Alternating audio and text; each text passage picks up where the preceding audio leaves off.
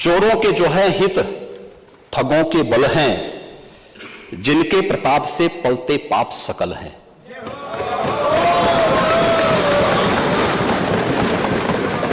जो छल प्रपंच सबको प्रश्रय देते हैं, या चाटुकार जन की सेवा लेते हैं, यह पाप उन्हीं का है।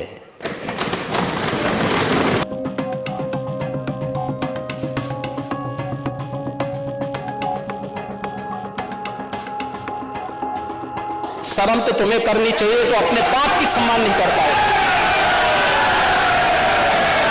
कम से कम इस बात को शर्म करनी चाहिए। समाजवादी पार्टी उस दिन जिन्ना की आरती उतार रहा था।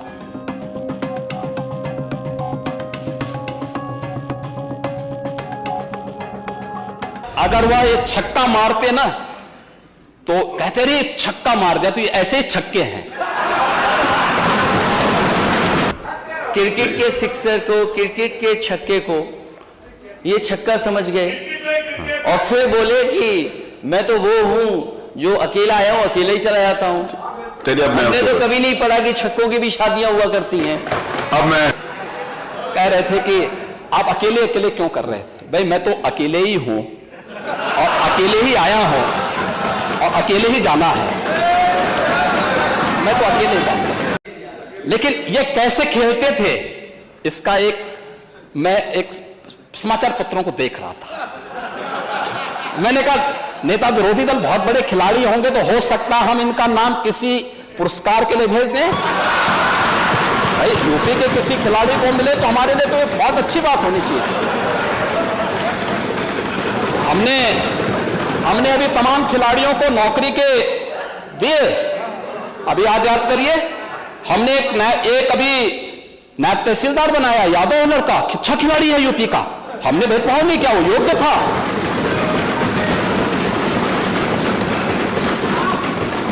हमने ललित उपाध्याय को दिया, ओलंपिक में मेडल जीते थे। हमने डिप्टी एसपी बनाया है।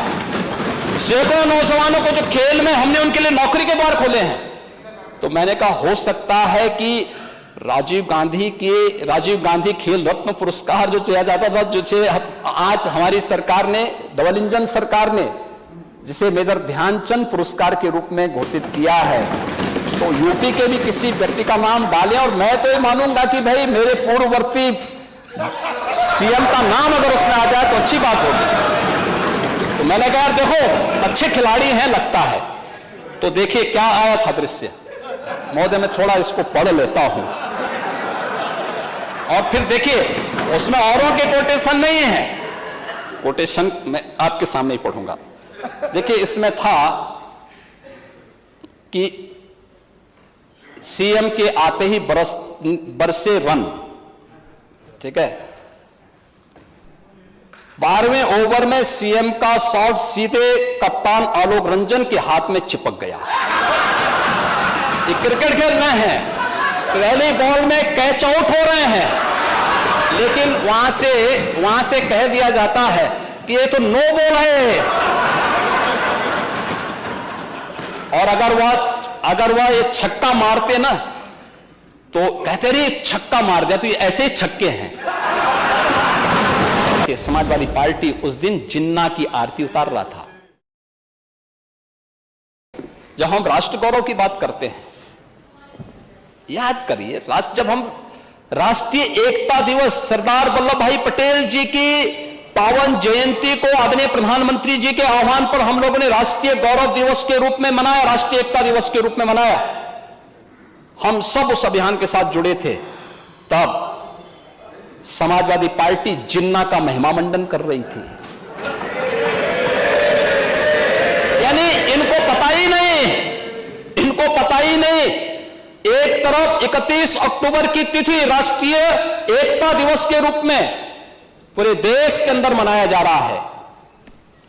केवड़िया जहां पर सरदार वल्लभ भाई पटेल जी की, लौह पुरुष सरदार वल्लभ भाई पटेल जी की सबसे बड़ी प्रतिमा स्थापित हुई है, और हर एक जनपद में कार्यक्रम हो रहे थे, अलग अलग स्तर पर कार्यक्रम हो रहे थे। एक तरफ सरदार वल्लभ भाई पटेल भारत की एकता के शिल्पी, जब हम उन्हें सम्मान देने का काम कर रहे थे, समाजवादी पार्टी उस दिन जिन्ना की आरती उतार रहा था। ये तो इनकी स्थिति है। इनको राष्ट्र को जोड़ने वाला और राष्ट्र को तोड़ने वाला किसमें भी अंतर महसूस नहीं। इसलिए मैंने कहा कि शक्ति देना आसान है लेकिन बुद्धि देना कठिन है। आप जैसा अनुभवी व्यक्ति सचमुच हर बार चले जाते हैं, बार बार अपमानित होते हैं। महोदय, तब देखें शिवपाल जी ने तब फिर टिप्पणी की थी। शिवपाल जी उस समय कैबिनेट मंत्री थे। देखिए, कुछ चीजें तो बहुत होती हैं। भाइयों, बिन होई न प्रीति, भगवान राम ने बात कही थी, मैं उस पर भी अभी चर्चा करूंगा। उन्होंने, मैं आपको पूरी चौपाई सुना देता हूं। उन्होंने कहा था, विनय न मानत जलधि जड़, गए 3 दिन, बोले राम सकोप तब,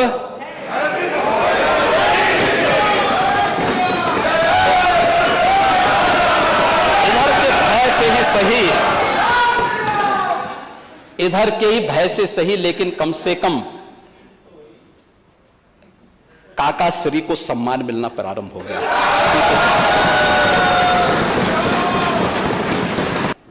कि कम से कम इधर के बहाने आपने काका श्री को ही सम्मान देना शुरू कर दिया। और शिवपाल जी, सचमुच में जब आपको देखता हूं तो मुझे महाभारत का दृश्य याद आने लग जाता है। आप जैसा अनुभवी व्यक्ति सचमुच हर बार चले जाते हैं, बार बार अपमानित होते हैं। आपके अनुभव, आपके संघर्षों का लाभ समाजवादी पार्टी को नहीं लेना चाहिए। और अरे, आप चिंता मत करिए, देखिए, हम उनका सम्मान करते हैं, वो हमारे वरिष्ठ सदस्य हैं और उनको जो है ये सम्मान मिलना भी चाहिए। नहीं, क्यों नहीं मिलता? मैं आज जैसे आपसे मिलता हूं वैसे मैं उनसे भी मिलता हूं, और क्यों नहीं मिलेंगे? हाँ, क्यों नहीं, बार बार मिलते हैं, बार बार मिलते हैं। नहीं, उनकी सिक्योरिटी भी उनको दी जानी चाहिए। और सिक्योरिटी मुझे लगता है जितने जरूर आप कह रहे हैं, जरूर करेंगे। आपने सिफारिश कर दी है, जरूर उनको मिलनी चाहिए, जरूर मिलनी चाहिए। और चाचा को भी अपने स्वाभिमान को बनाए रखना चाहिए।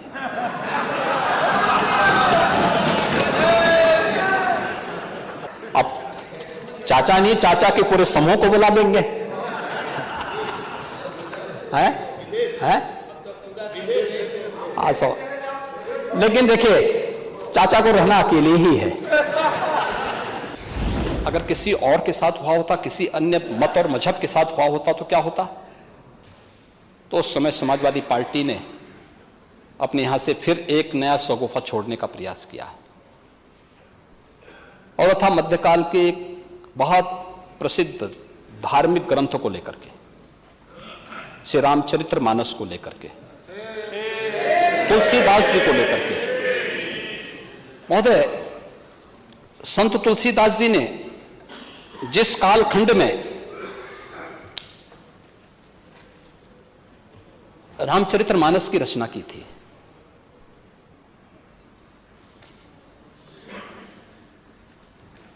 उन जैसा साधक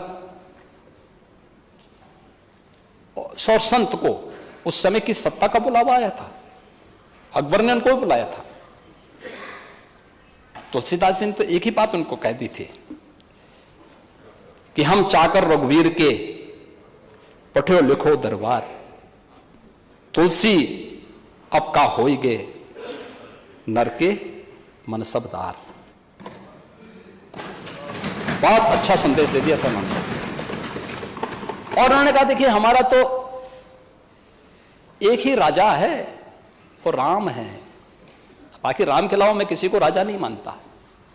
आज भी रामलीलाओं का जो प्रचलन है, संत तुलसीदास जी की देन है, समाज को एकजुट करने के लिए। मध्यकाल के उस कालखंड में तुलसीदास जी ने पूरे समाज को एकजुट किया था रामलीलाओं के माध्यम से। और तुलसीदास जी ने उस समय कहा था, बोलो राजा रामचंद्र की। ये तुलसीदास जी की देन है। लेकिन तुलसीदास जी को और रामचरितमानस जिस प्रकार से कुछ लोगों ने फाड़ने का प्रयास किया, ये जो कृत्य हो रहे हैं, ये जो कृत्य हो रहे हैं, अगर किसी और के साथ हुआ होता, किसी अन्य मत और मजहब के साथ हुआ होता तो क्या होता, क्या स्थिति होती? यानी आप जिसकी मर्जी आए वो हिंदुओं का अपमान कर ले, जिसकी मर्जी आए वह शरारत कर ले, अपने अनुसार शास्त्रों की विवेचना कर ले। आप पूरे समाज को अपमानित करना चाहते हैं। यह चौपाई है कहां पे? अगर आप रामचरितमानस के सुंदरकांड में जाएंगे तो सुंदरकांड में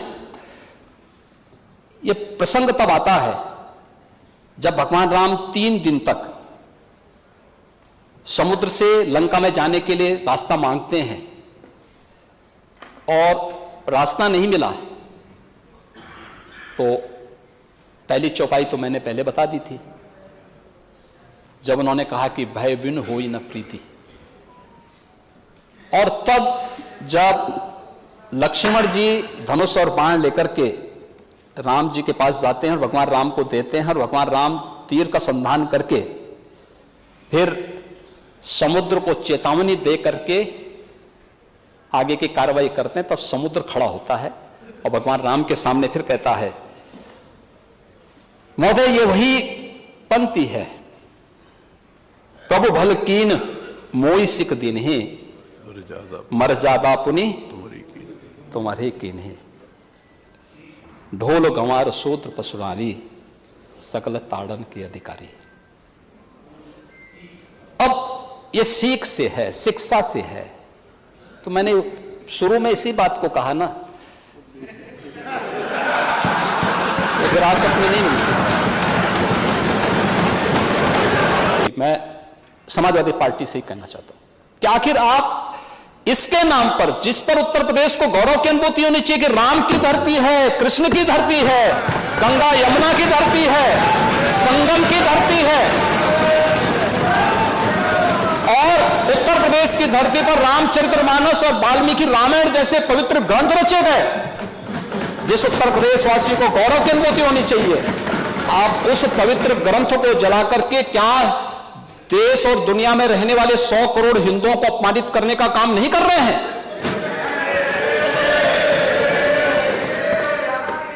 और इस प्रकार की अराजकता को कैसे कोई स्वीकार कर सकता है? कैसे कोई स्वीकार कर सकता है? और इसलिए महोदय मुझे तो केवल एक पंक्ति याद आती है, जाके प्रभु दारुण दिखती ना ताके मती। विरासत में तो नहीं मिली थी, लेकिन जो बचा कुचा था वो भी स्वाहा।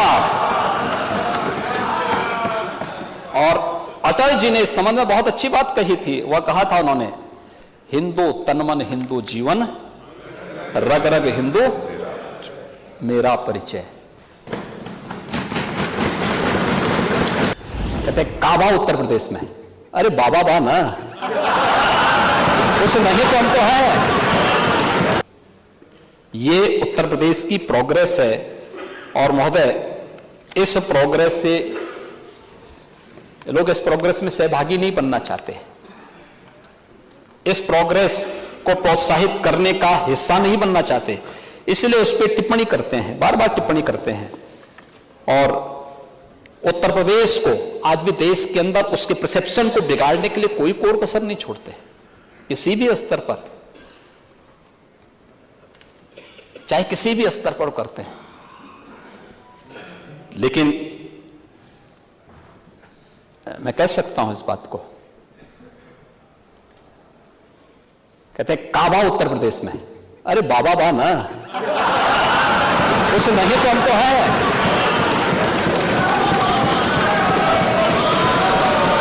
उससे भी परेशान है। परेशानी तो हर व्यक्ति की समझी जा सकती है। इस नायाब को मिट्टी में मिला देंगे, सरकार के देंगे। जो ये अपराधी हैं, जो ये माफिया हैं, आखिर ये पाले किसके द्वारा गए हैं?